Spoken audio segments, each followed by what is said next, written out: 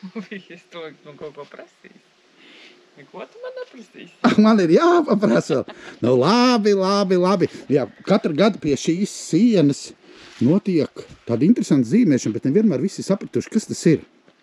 Jā, nu redzi, šis te mūsu pasākums ir tāds īpaši radošs pasākums. Un arī šogad vēl nepārspēti visu laiku lielākā formāta neirografikas meistardarbs topu šīs sienas.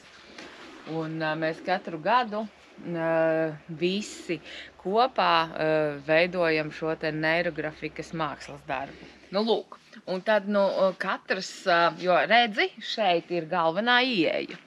Un no šīs te galvenās ieejas nākot iekšā un nejot projām, tev vienmēr būs, tu iesi garām šim te lielformāta darbam, un arī tev ir jāiezīmē sava neirografiskā līnija, tā jānopaļo un jāsavī kopā ar visām pārējām 1001 līniju.